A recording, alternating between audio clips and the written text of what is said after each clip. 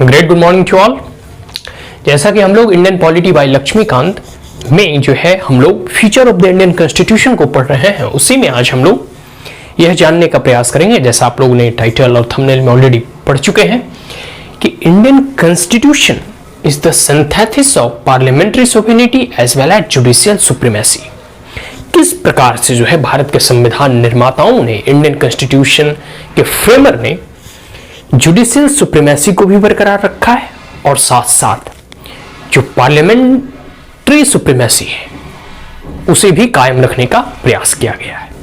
ठीक है, एक प्रकार से कह सकते हैं कि भारत का संविधान सिंथेसिस है दोनों का। किसका? जो है ब्रिटेन के पार्लियामेंट की सुप्रीमेसी का और यूनाइटेड स्टेट के सुप्रीम कोर्ट का। दोनों के पावर के सिंथेसिस करके, मिक्स करके जो है इंडियन कॉन्स्टिट्यूशन मेकर्स ने सोचा थोड़ा इधर से भी ले लो, थोड़ा इधर से भी ले लो, ताकि बैलेंस बना रहे। तो आइए जानने का प्रयास करते हैं। सबसे पहले है पार्लियामेंट्री सोवरेनिटी। मैंने पहले बताया British parliament right now I am unable to recognise, लेकिन एक किसी मतलब पॉलिटिकल स्कॉलर या फिर वक्ता या फिर पॉलिटिशियंस ने बड़े सुंदर से कहा है कि मतलब एक उनका कोटेशन है कि the British parliamentary only one thing, the British Parliament only one thing that they cannot do, that they cannot make a woman or men a woman in the parliament. Apart from all these things they can able to do this through the parliament. कहने का मतलब है कि वो सिर्फ पुरुष को स्त्री और स्त्री को पुरुष नहीं बना सकते, बल्कि उनके पास सदन में, मतलब ब्रिटेन के सदन में इतना पावर है कि वह कुछ भी नियम बना सकते हैं, किसी भी चीज पे रूल्स एंड रेगुलेशन फ्रेम कर सकते हैं। कहने का मतलब है कि उसके पास, उस ब्रिटेन के पार्लियामेंट को इतनी शक्ति दी गई है कि वो कोई भी रूल्स एंड रेगुलेशन कुछ भी बना सकते हैं, apart from changing the gender of men to women और वुमेन टू मेन। तो एक किसी स्कॉलर्स ने कहा, उनका नाम अभी सही तरीके से रिकॉग्नाइज नहीं कर पा रहा हूं, लेकिन पार्लियामेंट्री सोवरेनिटी कहने का मतलब है कि पार्लियामेंट की संप्रभुता, ठीक है, उसके सामने कोई नहीं, मतलब पार्लियामेंट ही है जो है सब कुछ, जो भी है वो सब पार्लियामेंट है। एक प्रकार से ये कुछ हद तक सही भी है, ठीक है, कुछ हद तक यह सही भी है, because the parliament members were indirectly और directly elected by the citizen.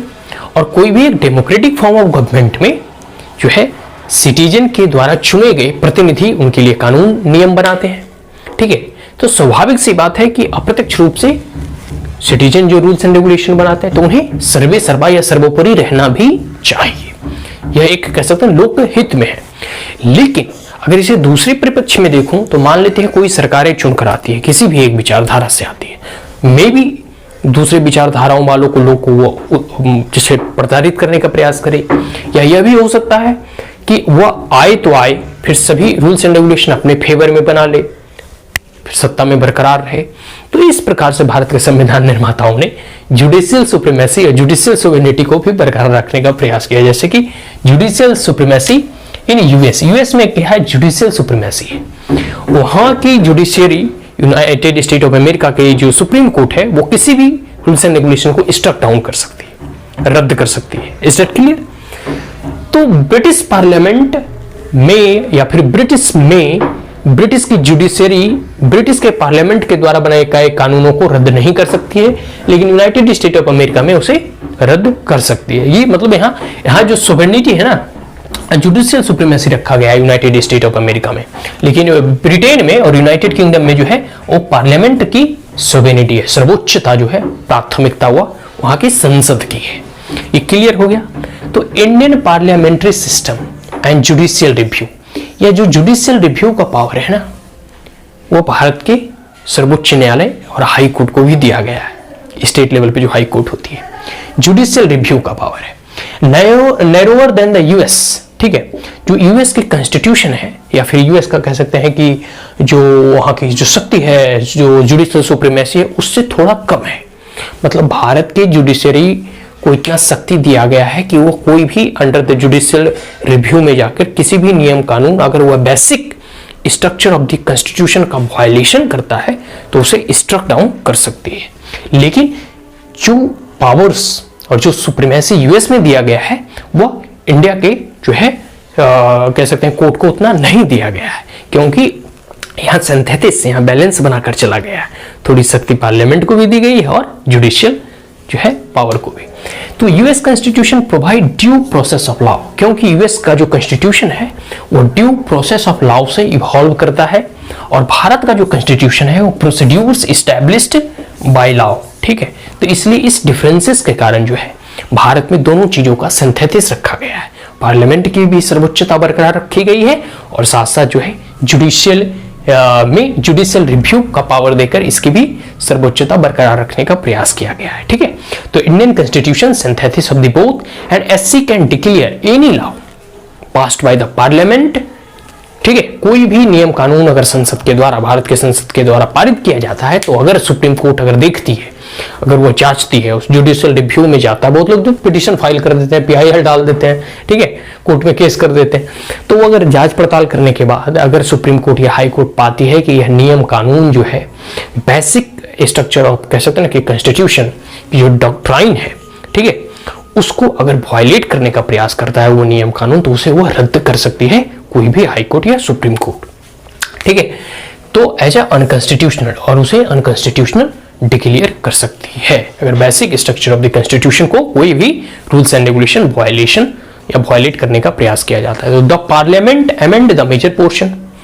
इसके साथ साथ पार्लियामेंट के पास इतनी पावर है कि वह संविधान में बनाए गए किसी भी अनुच्छेदों का वह संशोधन कर सकती है, अमेंड कर सकती है। ठीक है, of constitution through it's constituent power, क्योंकि पार्लियामेंट के पास कॉन्स्टिट्यूएंट की पावर है, तो इसलिए संविधान के किसी भी आर्टिकल को, किसी भी अनुच्छेद को, वो किसी भी पोर्शन को वो अमेंड कर सकते हैं, उसमें संशोधन ला सकती है। Is that clear?